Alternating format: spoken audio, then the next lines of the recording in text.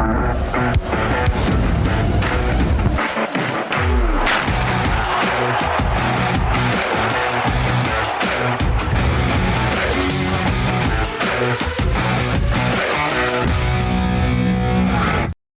everybody and welcome to my Game Week 8 team selection video. This is Pranal, also known as Lateriser 12, and I hope you guys are doing well. If you guys are just getting into the groove of all things FPL, you have a lot of FPL Wire content to catch up on. I just highly recommend. This is I think our 5th video in the international break, and I just recommend you definitely check out just to take you guys through what we've done on last Tuesday. Zoff and I did a what we know so far this season, and it was a beautiful pod, just Zoff and I, where we spoke about everything that's happened this season and contextualize it. There's a lot of data in there. It's a quite nice watch.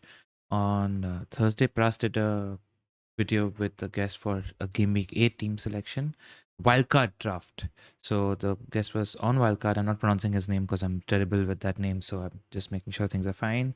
On Tuesday, Pras and I did the Game Week 8 pod, which I think you'll find useful. On Monday, I did a 20-minute video deep diving into big hitters this season. And there's a beautiful table that I showcased on that video. It's 20 minutes. I reckon you should watch it. Pras did his team selection video yesterday as well. And yeah, this is my team selection video. And we have Zob's team selection video coming tomorrow as well. So yeah, the content never stops. If you like what we've done so far this season, we'd appreciate it if you just hit the like and subscribe button. A lot of you people actually watch the video but don't hit on subscribe. And it really helps us, man. So I hope you do it. Right, let's get into Game Week 8 team selection. And a lot of it is going to revolve around this man that you see. Not a lot of it, actually. Some of it is going to revolve around this man that you see in the thumbnail, which is primarily where my head is in terms of where I wanted to go with my transfers. But before that, let's look at what happened last game week. It seems a while ago. I didn't have Saka, and he had 16 points. And like, you would have thought that leads to a bad red, but team did fine. I got a green. I would have taken a grey arrow or a small red given what Saka did, but a lot of others came through. Trent came in with an 8-pointer, Lewis with an assist 4-pointer, a double Arsenal clean sheet. Getting no returns over 2 weeks is quite frustrating because not everybody's gone double Arsenal defense. A lot of people have gone double up in attack, so that's a little frustrating. Palmer came in with 6 points. He should have had a goal more easy. So I would have hoped that Palmer came close to matching Saka. But all right, we got an assist. We take that. Boomer's doing Boomer things. Carvalho came in clutch actually, because everybody else almost has Semenyo in this position. I had Carvalho and I fluked a last minute goal. Couldn't be grateful. He's a little bit of a problem on the bench now because Vissa's coming back soon, and I don't think he's a starting player. Havertz came in with 8 points. Haaland and Calvert-Lewin blanked. Diaz was on my bench. We got leaked news that he was not going to be starting. That's why I pushed him on my bench. Right, man. And as always, we look at what our short-term targets are. My target was to get into the top 1 million by the time around game week. Get into the top 2 million by the time game week 12 came around. So I was 9 points away from the 2 million mark. And now I'm 4 points away from the 2 million mark. Our first and foremost priority is to just get into the 2 million mark. So rank, hopefully next week this time, reach 1 point something. Let's give us 3 game weeks to get in the next 2 million. It's nice to just steadily climb. I've seen people who jump from like 3 million to 400k having captain Palmer and Saka back to back in the last 2 game weeks as well. So that's also possible. But right now I just think it's the time to captain Haaland or Salah. Somebody's been talking to me about it. We'll see.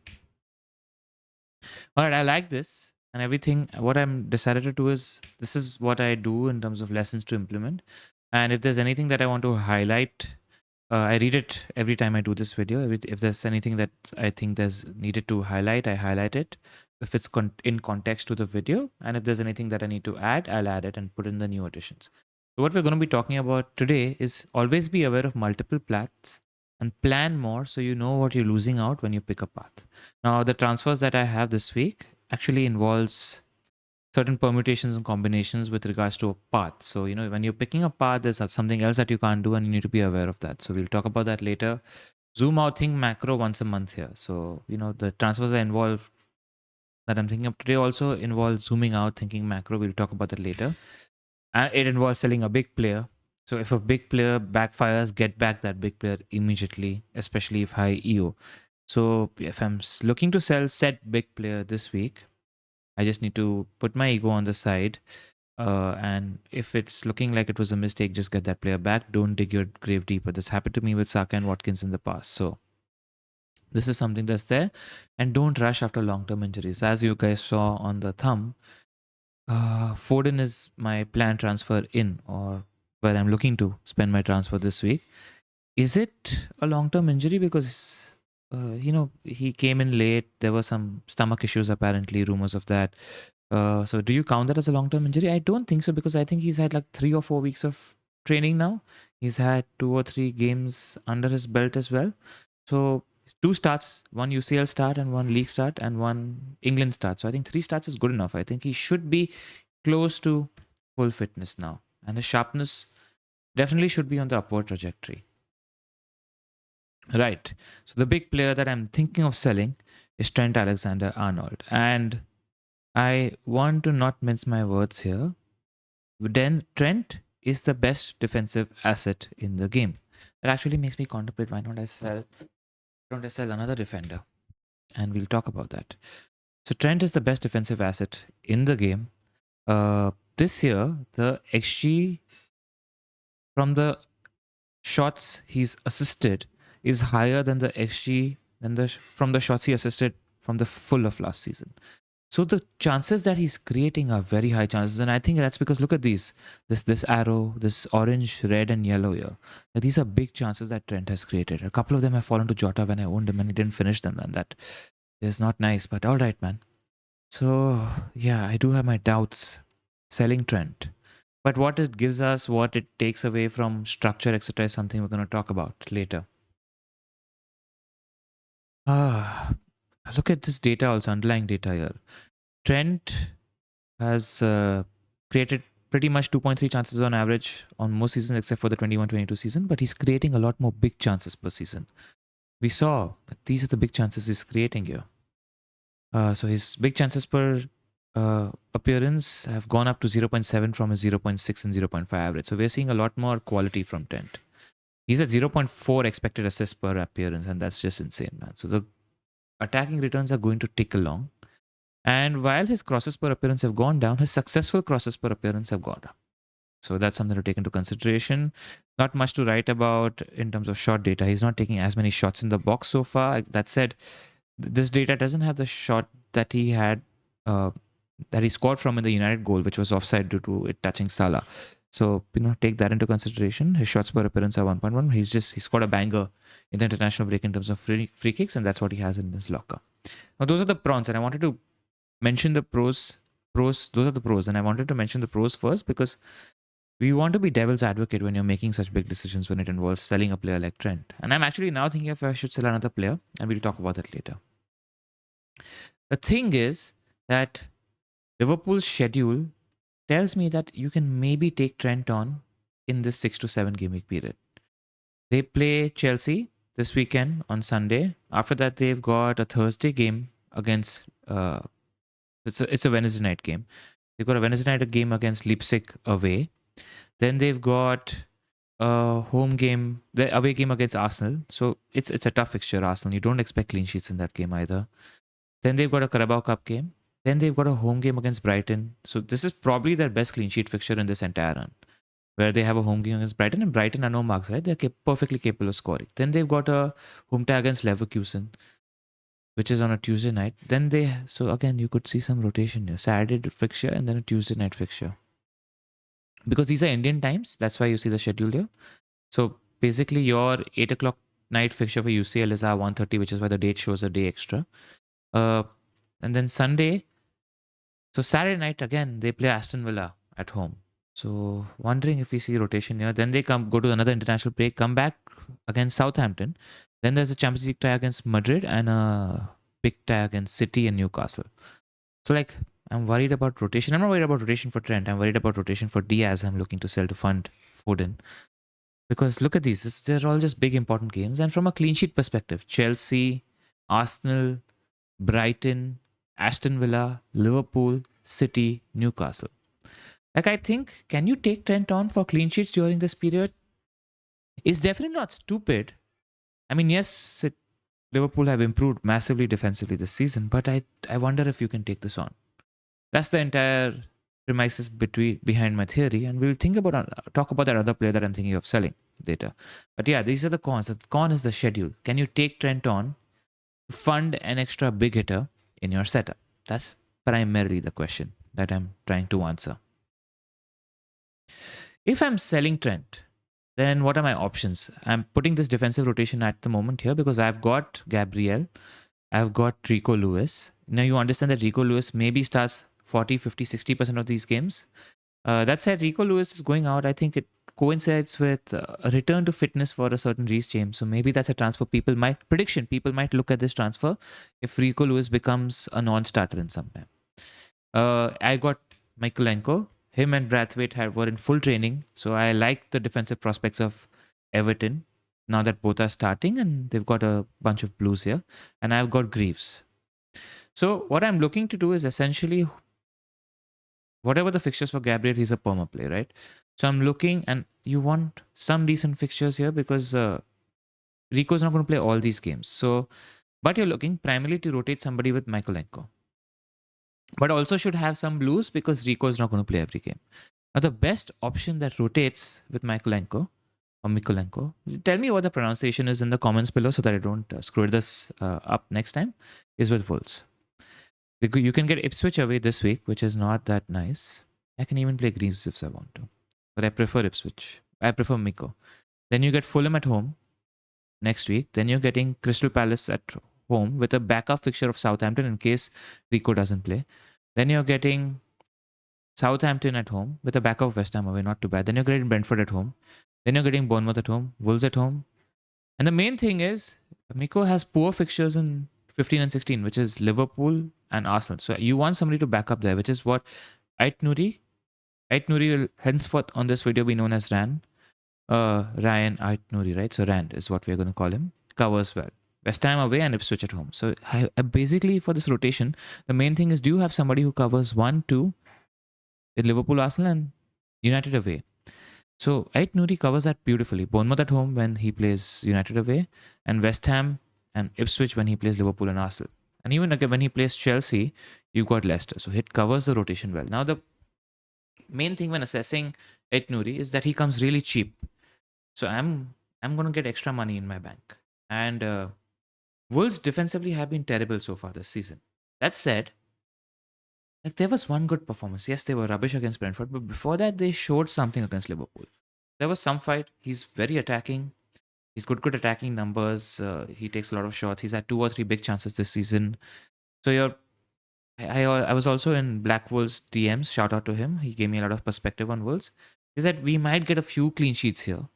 We might get a few attacking returns because he's really attacking. That can't be mistaken. And he's not as attacking as he was last year because now they're playing a 4 at the back, not a 3 at the back. That said, O'Neill could shift to 3 at the back to tighten up defensively. That means Rand could play further up as a wing back as well. So those are things under consideration. And while I earlier never trusted Wolves' clean sheet potential, I saw back the highlights and they were decent against Liverpool. So can they get a clean sheet or 2 or 3 in these fixtures? Plus you're getting attacking threat. That's the thought. Another option I mentioned on the pod with Prus on Tuesday was why not just go Robinson? Because we know that they are the Joe Pesci of Premier League teams in terms of been there, done that. They are they're a better defense than Wolves. And they're going to get a few clean sheets. The rotation here is Ipswich away, Fulham home, Brentford home. The problem with this rotation is when Mikolenko plays United away, he plays Spurs away. And when Mikolenko plays Liverpool and Arsenal, he plays Arsenal and Liverpool.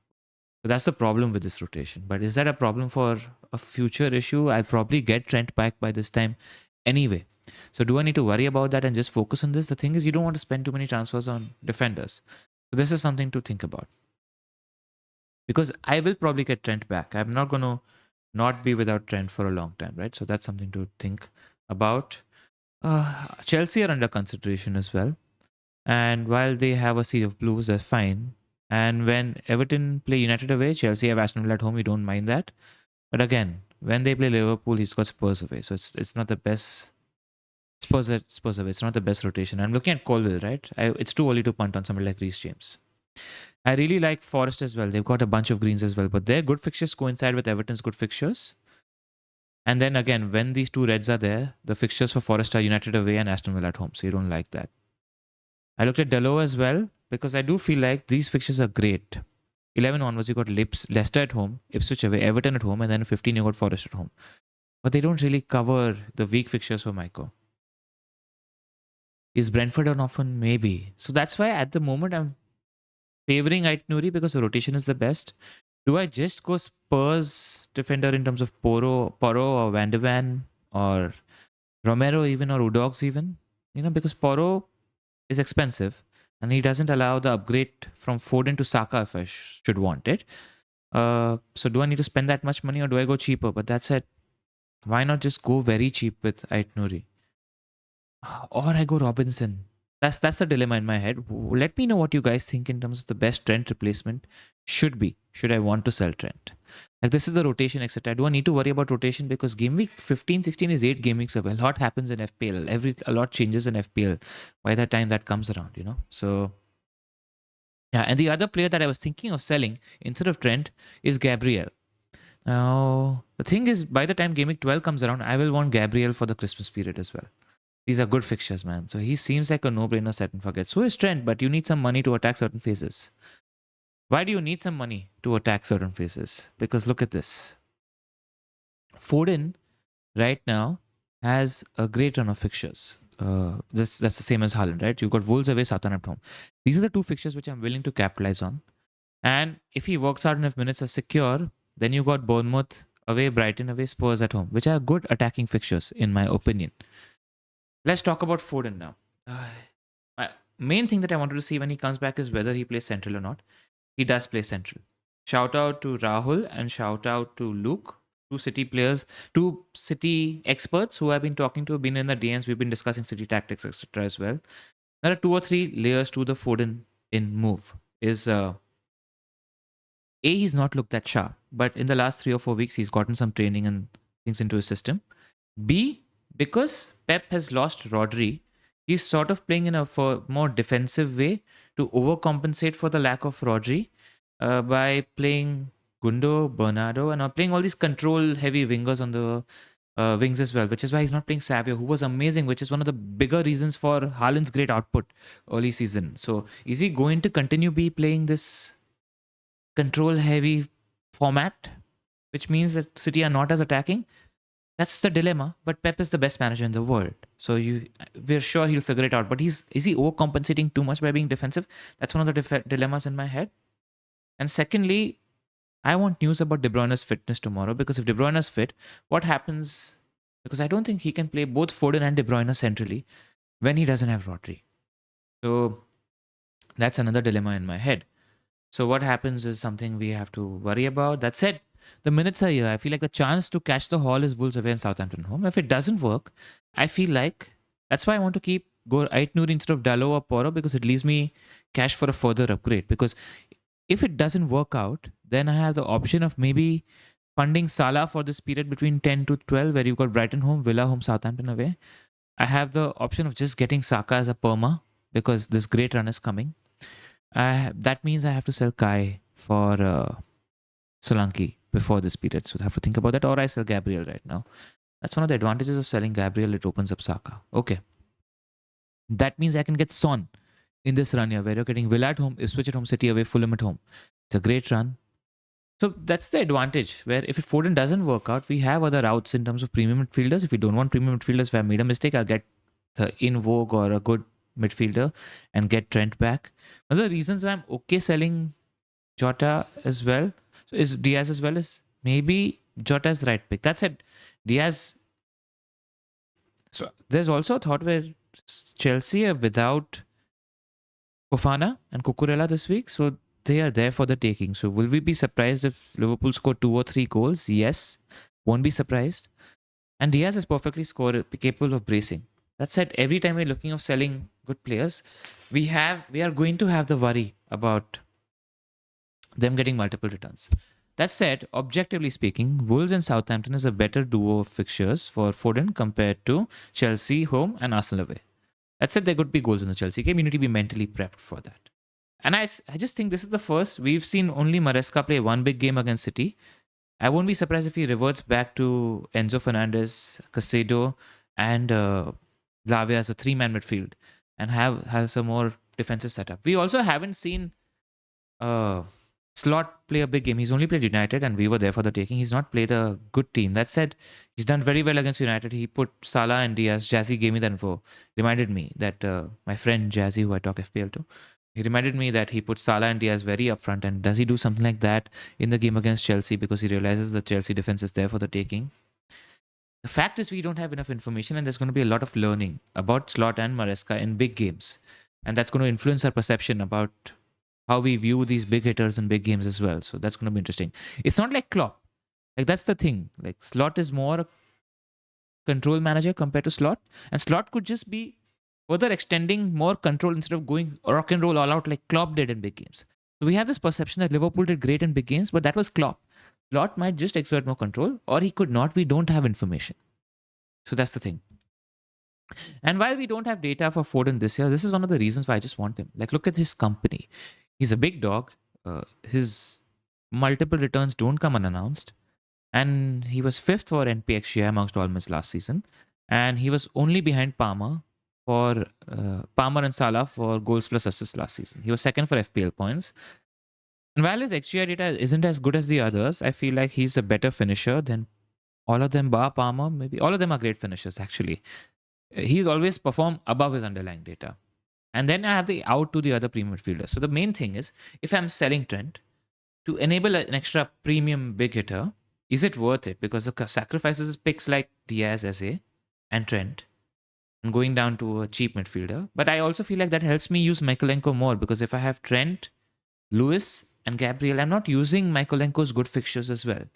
And Mykolenko has a good run of fixtures, and I rate that Everton defense. So that's the sort of weightage and dilemma in my head, which is why I think I want to pull the trigger on Trent and Diaz to Foden and a defender. Let me know in the comments who you think is the best defender. Now, I thought of other options and routes as well, right? Now, this is already being done. The move is not made, but to do Diaz to Foden, I need to find 1.3 million from somewhere. So I can go Trent down to White Nuri. That gives me more money. What that more money enables is gives me more money for a future upgrade for DCL to Solanke if I want to. It gives me a future money for upgrade for Foden to a Saka or a Son if I want to. If I go with Poro or Dalot, this upgrade from Foden is not possible, which is why I'm leaning towards White Nuri. But the other option is I can just go Gabriel to White Nuri to fund Diaz to Foden. It's a loose thought. That said, Gabriel's fixtures